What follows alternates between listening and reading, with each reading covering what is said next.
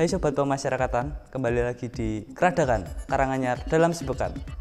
Senin 6 November 2023, Lembaga Pemasyarakatan Khusus Kelas 2A Karanganyar Nusa Kambangan lakukan seleksi tahap lanjutan sebagai ujian terakhir dalam proses seleksi penerimaan pegawai pemerintah non-pegawai negeri atau PPNPN. Kegiatan dilakukan di Aula Lapas Karanganyar oleh tim penerimaan PPNPN dan diikuti oleh 21 orang calon PPNPN yang dinyatakan lulus seleksi administrasi.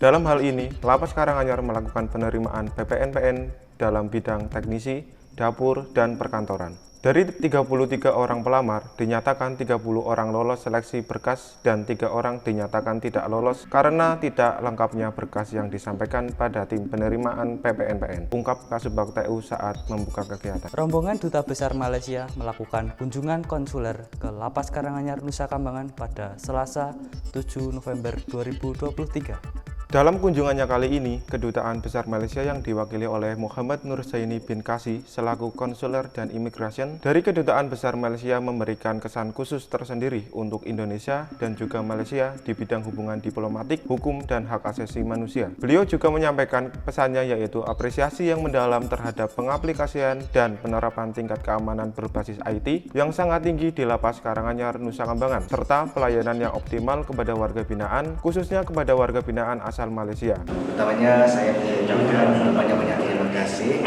kepada Pak Isyam, kepada kantor Lapas Karanganyar yang sudi menerima kunjungan kami pada pagi ini daripada Kedutaan Besar Malaysia Jakarta. Ternyata di sini kelengkapannya amat lengkap, masih lagi baru dan SOP juga sangat teratur. Jajaran Wantanas Republik Indonesia berkunjung ke wilayah Nusa Kambangan pada hari Rabu tanggal 8 November 2023 untuk mengedukasi mengenai kiat-kiat dalam memperkuat keamanan wilayah. Mengingat Pulau Nusa Kambangan merupakan pulau penjara yang dihuni oleh ratusan narapidana risiko tinggi.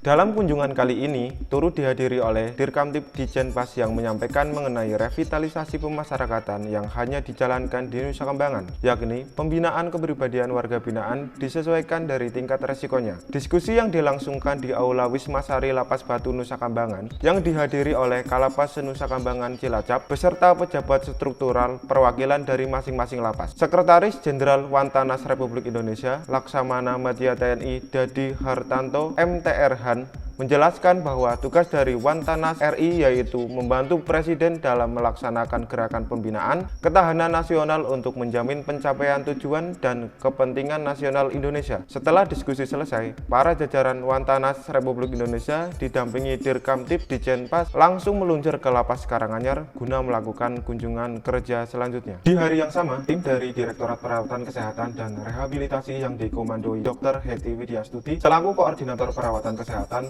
Khusus dan Rehabilitasi melakukan kunjungan kerja yang Lembaga Pemasyarakatan Khusus Kelas 2A Karanganyar. Tujuan dari kunjungan ini adalah untuk memeriksa kondisi sarana dan prasarana di lapas ini. Didampingi oleh Kasibinadik dan Kasubag TU Lapas Karanganyar, rombongan memeriksa setiap sudut lapas dengan seksama, memastikan bahwa semua fasilitas dan infrastruktur berfungsi dengan baik dan aman untuk digunakan. Tim melakukan pengecekan menyeluruh terhadap peralatan medis dan persediaan obat-obatan. Kunjungan tamu belum berhenti di situ. Lapas Karanganyar kembali menerima tamu dari Direktorat Teknologi Informasi dan Kerjasama Ditjenpas dalam rangka evaluasi dan peninjauan mengenai instalasi IT yang ada di Lapas Karanganyar pada hari Kamis 9 November 2023.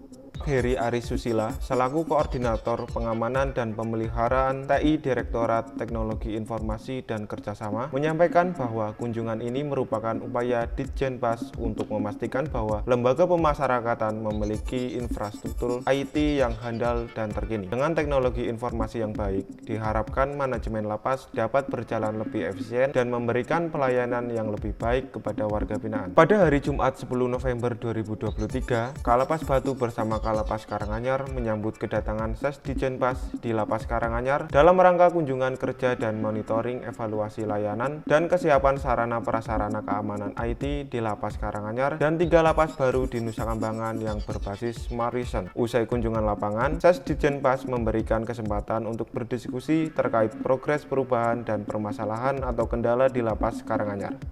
Sebelum kunjungan Sesditjenpas, Kepala Lembaga Pemasyarakatan Khusus Kelas 2A Karanganyar Nusa Kambangan beserta jajaran ikuti upacara peringatan Hari Pahlawan di Dermaga Sodong. Kepala Kantor Wilayah Kementerian Hukum dan HAM Jawa Tengah, Tejo Harwanto, bertindak selaku inspektur upacara membacakan amanat dari Menteri Sosial. Dalam amanatnya, beliau menyatakan bahwa peringatan ini merupakan wujud penghargaan kepada para pahlawan yang telah berjuang dan berkorban. Beliau berharap agar momen ini dapat menjadi inspirasi dan motivasi untuk melanjutkan pembangunan serta mengisi kemerdekaan. Di akhir pekan, Sabtu 11 November 2023, Kepala Badan Nasional Penanggulangan Terorisme Republik Indonesia, yaitu Komjen Pol Profesor Dr. Riko Amelza Daniel MSI, berkunjung ke Lapas Karanganyar dalam rangka upaya pengamanan dan pembinaan narapidana terorisme yang berada di Lapas Karanganyar.